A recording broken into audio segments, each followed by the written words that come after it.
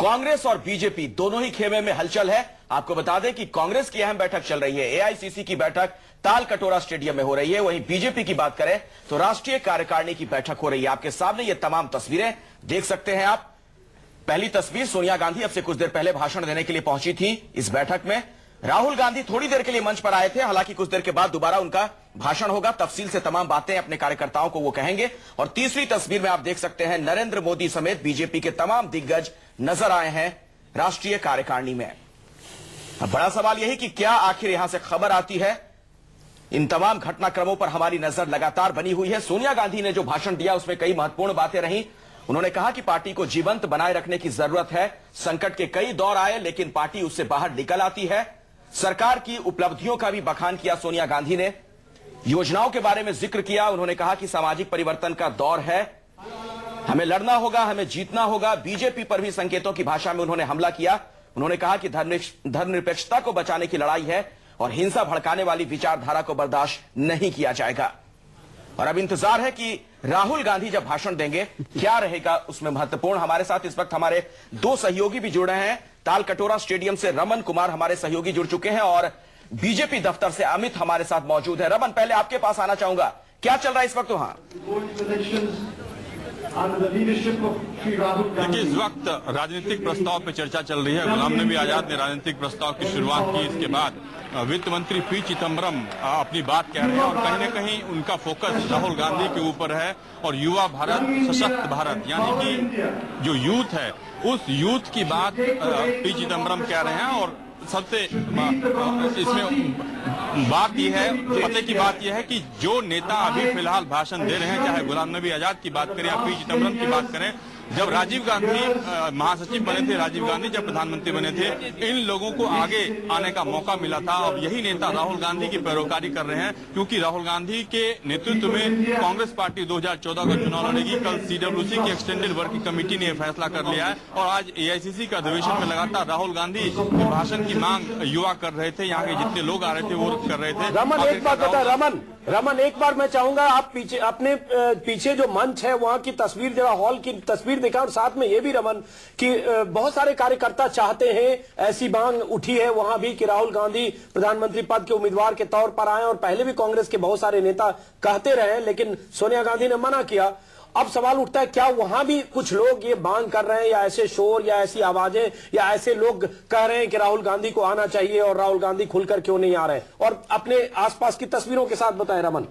बिल्कुल, मैं अपने कैमरामैन से कहूंगा कि वो पैन करके आपको दिखाएं कि जो यहाँ पे लगातार अभी भी राहुल गांधी की मांग कर रहे हैं। राहुल की आवाज आपको सुनाई पड़ रही होगी ताल कटोरा इंडोर स्टेडियम में।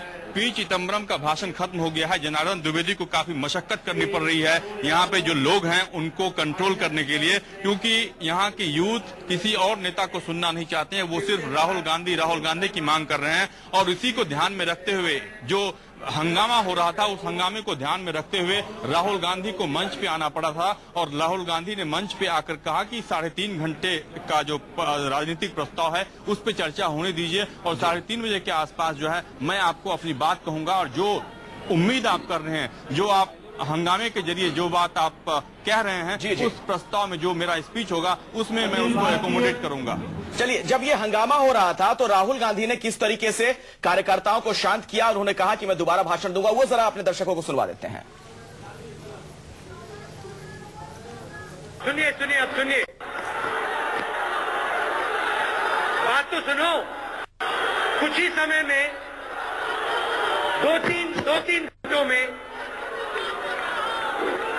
दो तीन घंटों में जिस बात को आप सुनना चाहते हो मैं अपने भाषण में आपको समझा दूंगा। आप अभी सेशन को चलने दीजिए।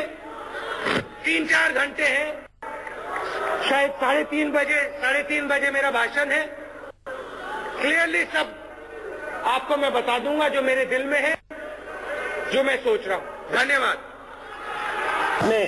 राहुल गांधी कह रहे थे राहुल गांधी कह रहे थे कि कुछ देर में मैं अपनी बात कहूंगा और 2-3 घंटों में जो मेरे दिल में है और जो आप सुनना चाहते हैं वो मैं सुनाऊंगा। सवाल ये उठता है कि राहुल गांधी के दिल में क्या है और राहुल गांधी वहां ऐसी कौन सी बातें कहने वाले हैं और कार्यकर्ता राहुल गांधी से क्या सुनना चाहते हैं। रमन, इसे आपने किस तरह से सेंस किया? उसके बाद हम चलेंगे अमित के पास बीजेपी दफ्तर में। रमन। और उपस्थित देशभर से आए देखिए, बिल्कुल कार्यकर्ता राहुल गांधी की अगुवाई में, जैसा कि कल सीरमपुर की स्टैंडिंग कमेटी ने फैसला किया कि राहुल गांधी की अगुवाई में चुनाव लड़ा जाएगा, लेकिन कार्यकर्ताओं के मन में इस बात को लेकर भ्रम है। बहुत सारे कार्यकर्ता चाहते हैं कि नरेंद्र मोदी को जिस तरह से बीजेपी ने प्रधानमंत्री के रूप में प्रोजेक्ट किया है, उसी तरीके से कांग्रेस पार्टी राहुल गांधी को प्रधानमंत्री के रूप में प्रोजेक्ट करे। लेकिन कांग्रेस पार्टी के कुछ नेताओं की अलग राय थी और उन्होंने इस बात को ध्यान में रखते हुए कि बदली हुई परिस्थिति में राहुल गांधी की अगुवाई में चुनाव लड़ना ज्यादा मुफीद रहेगा बजाय कि उनको प्रधानमंत्री के रूप में प्रोजेक्ट करना, क्योंकि बार बार राजनीतिक प्रस्ताव में इस बात की चर्चा हो रही है। सोनिया गांधी ने अपने भाषण में ये बात कही है कि सांप्रदायिकता कुछ ताकतें ऐसी है जो कि देश को तोड़ना चाहती है और कहीं न कहीं धर्मनिरपेक्ष ताकतों को इकट्ठा करना होगा। और यही सबसे बड़ी चुनौती राहुल गांधी के लिए होगी कि आखिरकार अगर जो तमाम धर्मनिरपेक्ष ताकतें हैं, सेकुलर ताकतें हैं। चलिए रमन, समझ गए रमन, धर्मनिरपेक्ष ताकतें और सांप्रदायिक ताकतों के बीच ही भाषण होगा बीजेपी और कांग्रेस में। एक बार चलते हैं अमित कुमार के पास। बीजेपी में क्या कुछ चल रहा है? नरेंद्र मोदी दिखे हैं, नरेंद्र मोदी, 1 महीने के बाद नरेंद्र मोदी की चमक फीकी पड़ी है अमित, खासतौर से दिल्ली चुनाव नतीजों के बाद। आज नरेंद्र मोदी पार्टी नेताओं के साथ बैठक कर रहे हैं, वहां से क्या खबरें आ रही है? क्या बेचैनी बीजेपी के भीतर?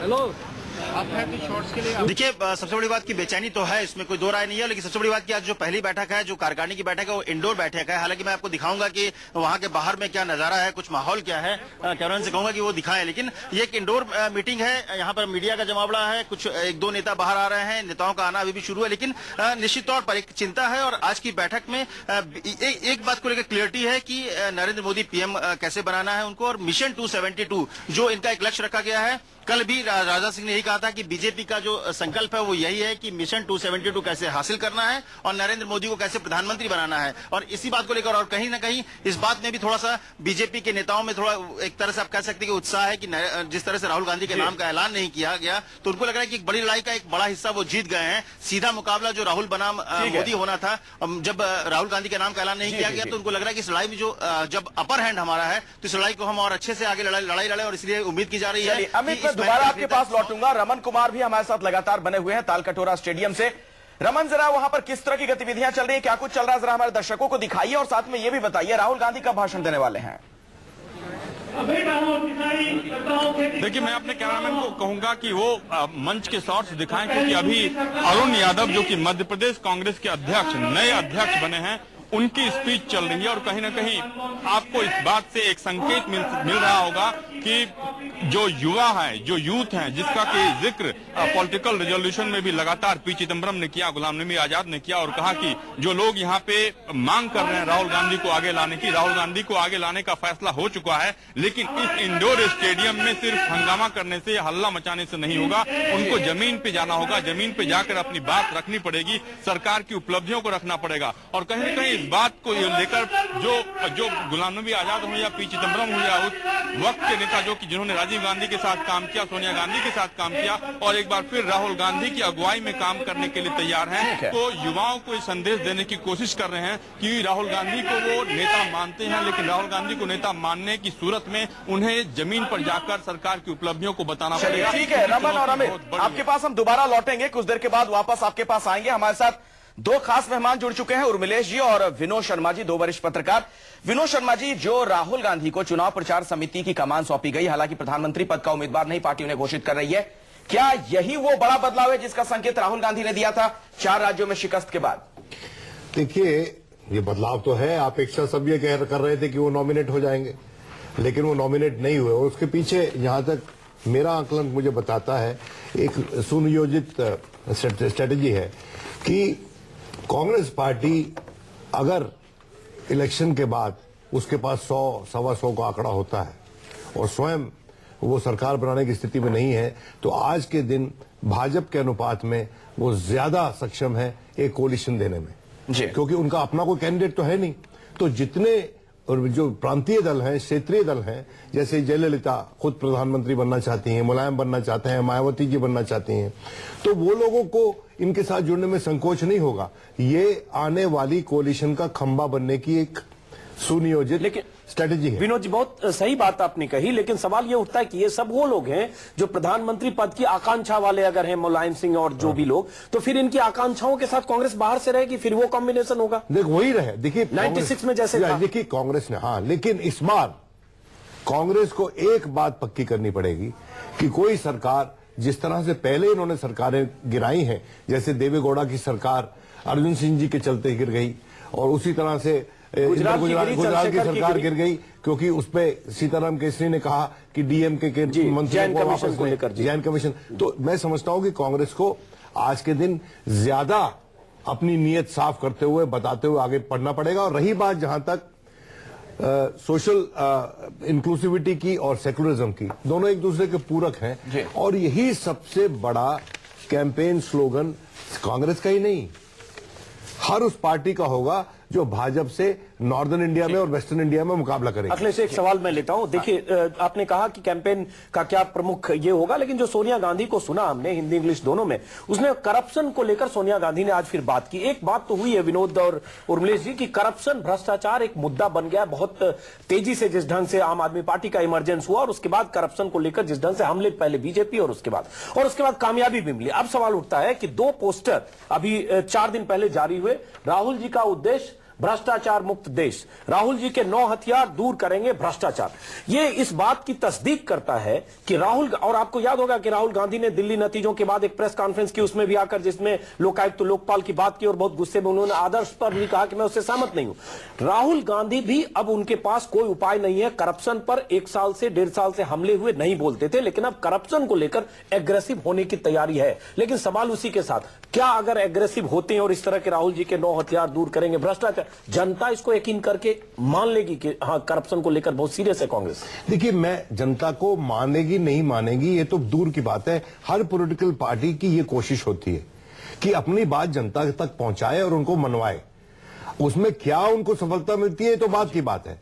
मुझे आज के दिन ये लगता है कि सब कुछ वो हो रहा है जिससे कि ये प्रत्यक्ष है कि राहुल गांधी सेंटर पॉइंट है कांग्रेस के कैंपेन के, और उसके चलते वो उनके प्रधानमंत्री के उम्मीदवार भी हैं। हालांकि प्रत्यक्ष रूप से वो नहीं कहा गया है, और वो कहना भी नहीं चाहिए था कांग्रेस को, क्योंकि उससे ये लगता कि कांग्रेस भाजपा के एजेंडा पे, वो भाजपा एजेंडा सेट कर रही है और कांग्रेस फॉलो कर रही है। लेकिन विनोद बिना कहे वो है ये देखिए, वो जैसे पंडित जी के टाइम में होता था, इंदिरा जी के टाइम में होता था। जनार्दन द्विवेदी ने कल क्लियर कह ही दिया कि यहाँ कोई कंफ्यूजन। लेकिन एक बात और है, वही है जनार्दन द्विवेदी ने साफ कहा भविष्य के नेता राहुल गांधी। कांग्रेस में इसमें कोई प्रॉब्लम नहीं है, और प्राइम मिनिस्टर ने भी कह दिया कि मैं अगले चुनाव के बाद उम्मीदवार नहीं हूं, तो रास्ता तो साफ है।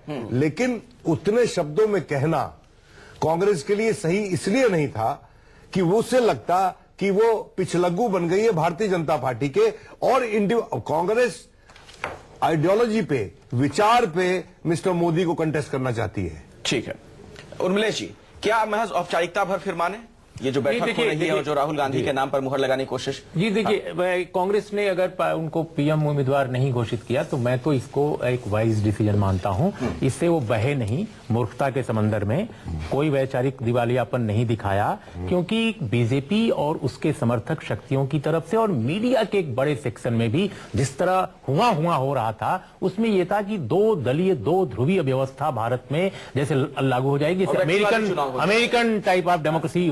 ये अमेरिकन टाइप डेमोक्रेसी नहीं है, ये पार्लियामेंटरी डेमोक्रेसी है जिसमें दलीय जो हिस्सेदारी है वो बहुत महत्वपूर्ण है। जनता के चुने प्रतिनिधि इस देश का निजाम तय करते हैं, और डायरेक्ट जिस तरह से presidential form of government America की है उस तरफ बीजेपी इसको ले जाना चाहती रही है। मैं बहुत खुश हूं कि एक पॉलिटिकल ऑब्जर्वर के रूप में कि कांग्रेस ने मूर्खता के समंदर में डुबकी नहीं लगाई है, जो लगातार उस पर डूबने का दबाव लाया जा रहा था। दूसरी बात, इस सम्मेलन के बारे में, इस सम्मेलन में मुझे कुछ भी नया नहीं दिख रहा है। इसके पहले मैं कांग्रेस पार्टी कवर करता रहा हूं लंबे समय, एक रिपोर्टर के तौर पे, विनोद भी कवर करते रहे। जितने मैंने सम्मेलन कांग्रेस के कवर किए हैं उसमें इसी तरह का माहौल रहता है, इसी तरह की बातें होती हैं, इसी तरह का जयकारा होता है। राहुल गांधी के जहां तक बात है कि सेंटर पॉइंट जो विनोद ने कहा बिल्कुल सही है, कौन उन्हें चुनौती देने वाला है कांग्रेस पार्टी में? उन्हें बनना चाहिए कोलेशन। हाँ सॉरी, मुद्दा ये है जो आपने कहा कि लोकतांत्रिक व्यवस्था में जनता चुनती है प्रधानमंत्री पद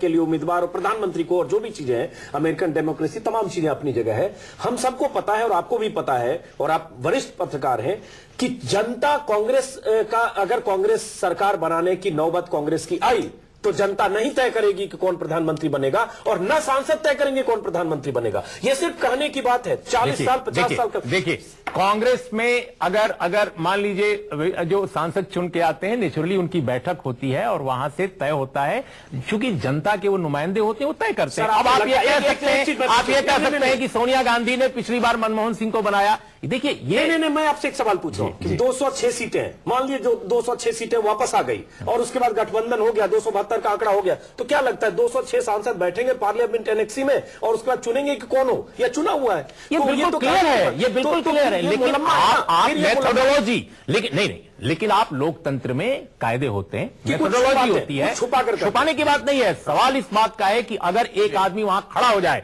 कि मैं राहुल गांधी के खिलाफ प्रधानमंत्री पद का मैं भी एक प्रत्याशी हूं, क्या कोई कांग्रेस में उसको रोक सकता है? लेकिन वो हो सकता है क्या? हुआ है कांग्रेस केसरी के जमाने में। देखिए, कांग्रेस वर्किंग कमेटी के जमाने में, कांग्रेस वर्किंग कमेटी के इलेक्शंस में ये होता रहा है। कांग्रेस अध्यक्ष के लिए जितेंद्र प्रसाद ने सोनिया गांधी के खिलाफ चुनाव लड़ा और किसी ने रोका नहीं। लेकिन वो दौर कुछ और था। विनोद शर्मा कुछ कहना चाह रहे हैं। देखिए, बहुत बरस पहले चंद्रशेखर जी कांग्रेस वर्किंग कमेटी के मेंबर निर्वाचित हुए थे इंदिरा गांधी की मर्जी के खिलाफ। तो ये बात नहीं हो जाता है। लेकिन जो बात अजीत पूछ रहे हैं वो सही है। देखिए, लेकिन अजीत, एक बात आप समझे कि अगर बड़ी जो पॉलिटिकल पार्टीज होती है उनमें एक व्यवस्था होती है, एक प्रोसेस होता है, और ये आंख की शर्म की भी बात है थोड़ी सी कि भाई हम जो चुन के आएंगे और पार्लियामेंट्री डेमोक्रेसी के तहत हम वही हमारा नेता चुनेंगे। लेकिन अगर आप ये कह रहे हैं कि हमने तो अपना नेता चुन लिया, इसको हमने बीजेपी ने अपना प्रधानमंत्री बना दिया है, अब वो जनता के पास जा रहे हैं और जो लोग जनता इलेक्ट करेगी उन लोगों को तो कोई अधिकार ही नहीं होगा कि इसको चुनने का, वो लोग चुन चुके ऑलरेडी। तो हम चर्चा कर रहे हैं जो कांग्रेस की बैठक चल रही है तालकटोरा स्टेडियम में, उसको लेकर बातचीत हो रही है और राहुल गांधी को जैसे चुनाव प्रचार समिति की कमान सौंपी गई उसको लेकर भी हम बात कर रहे हैं। अजीत जी, ब्रेक के पहले हम लोग चर्चा कर रहे थे, नरेंद्र मोदी की बात हो रही थी एक लिहाज से, और संसदीय राजनीति में व्यक्तिवादी चुनाव की तरफ जो बीजेपी धकेलने की कोशिश करी है तमाम दलों को, और भी वो कहां तक सही मानते हैं आप? नहीं, देखिए, वो संसदीय राजनीति में और लोकतांत्रिक राजनीति में ये सब बहुत सारी चीजें शब्दों का मुलम्मा है अखिलेश। देखिए, नरेंद्र मोदी भी कोई लोकतांत्रिक तरीके से प्रधानमंत्री पद के उम्मीदवार नहीं चुने गए। बीजेपी, आज सारे बीजेपी के नेता कहेंगे कि हम लोकतांत्रिक तरीके से करते हैं, लेकिन वहां भी जिस ढंग से प्रधानमंत्री पद के लिए उनकी उम्मीदवारी तय की गई, दुनिया ने देखा, बल्कि वहां ज्यादा देखा कि लाल कृष्ण आडवाणी जैसे नेता को भवन में गए, उन्होंने इस्तीफा दिया और उसके बाद मान मनोबल करके भागवत उनको फिर पार्टी के फोल्ड मिला, और 2 बार लाल कृष्ण आडवाणी ने ऐसा किया। तो वहां भी लोकतंत्र मोदी के मामले में कम से कम नहीं दिखा। वो लोकतंत्र अगर था कोई तो उसकी बागडोर नागपुर में थी। अब सवाल उठता है कांग्रेस की, जैसा ब्रेक के पहले हम बात कर रहे थे, बहुत दिलचस्प। विनोद शर्मा, दिग्विजय सिंह ने अभी 1 हफ्ते पहले कह दिया था कि कांग्रेस में परंपरा नहीं रही है प्रधानमंत्री पद का उम्मीदवार पहले तय करने की। ये वो सारे नेता हैं जो पिछले 2 साल से कह रहे हमारी आत्मा तृप्त हो जाएगी, देश चाहता है, कार्यकर्ता चाहता है, हम चाहते हैं, हमारी ख्वाहिश है कि हम प्रधानमंत्री पद पर राहुल गांधी को देखें, प्रधानमंत्री उम्मीदवार के तौर पर देखें। तो मुझे लगता है जो स्टैंड चेंज हुआ सिर्फ इसलिए कि अभी मौका मुफीद नहीं है कि राहुल को रेस में सेनापति बनाकर घोषित कर उतारो, क्योंकि जो आगे आने वाले 4 महीने हैं वो खतरे बहुत हैं। इसलिए चालाकी की गई कि एक मुलम्मा ये चढ़ा गया चुनाव अभियान समिति, प्रधानमंत्री पद का उम्मीदवार नहीं है, लेकिन है। देखिए, बात यह है, politics is the game of possibility, और उसमें अगर आप अपने ऑप्शंस खोल के चलते हैं तो आपकी सक्सेस की जो अंदेशा होता है वो ज्यादा होता है। आज के दिन कांग्रेस पार्टी ने, जैसा कि हम ब्रेक में बात कर रहे थे, ना सिर्फ अपने लिए एक स्लोगन चुना है बल्कि तमाम उन जमातों को एक स्लोगन दिया है नरेंद्र मोदी की बीजेपी के खिलाफ कि ये इसमें क्या कमियां हैं।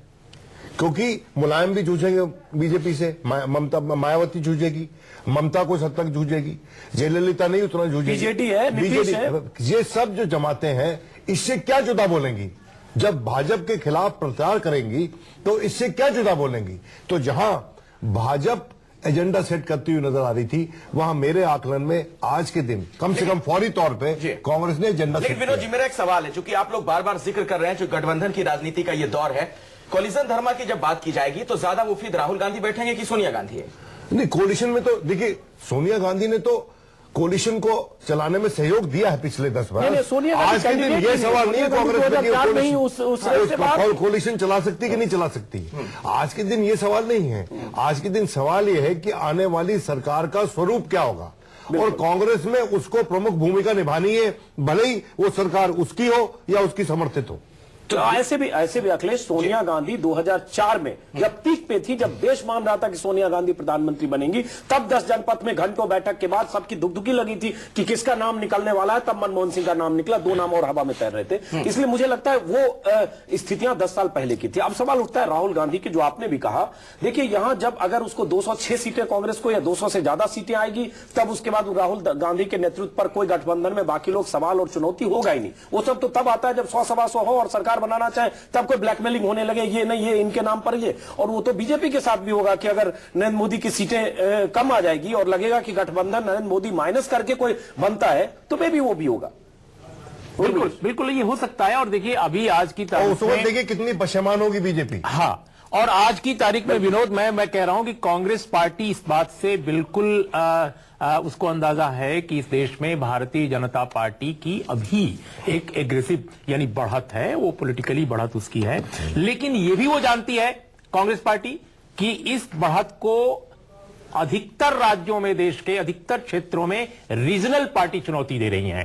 कांग्रेस अखिल भारतीय पार्टी है। सोनिया गांधी ने कहा कि हमारे कैडर देश देश भर में, पूरे देश के चप्पे चप्पे में है। लेकिन कांग्रेस को यह भी मालूम है कि किस तरह उसका संगठन, उसका स्ट्रक्चर, इवन हिंदी बेल्ट के जो बड़े सूबे हैं वहां भी धराशायी हो चुका है। बिहार, उत्तर प्रदेश इसका उदाहरण है। हालांकि उत्तर प्रदेश में पिछले लोकसभा चुनाव में उन्होंने 25 सीटें जीती थी, लेकिन विधानसभा में क्या हाल है, आज क्या स्थिति आप जानते हैं। तो रीजनल पार्टीज आज की तारीख में बड़े एक वैकल्पिक राजनीतिक संरचना के पर्याय हैं, और यह कांग्रेस को एहसास है। कांग्रेस को यह भी एहसास है कि अगर बीजेपी को रोकना है तो एक बड़ा मोर्चा बनाना पड़ेगा, चुनाव के बाद एक बड़ी दलबंदी की ओर बढ़ना पड़ेगा, और शायद इस सम्मेलन में उस टैक्टिक्स का एक संकेत हमें मिल रहा है।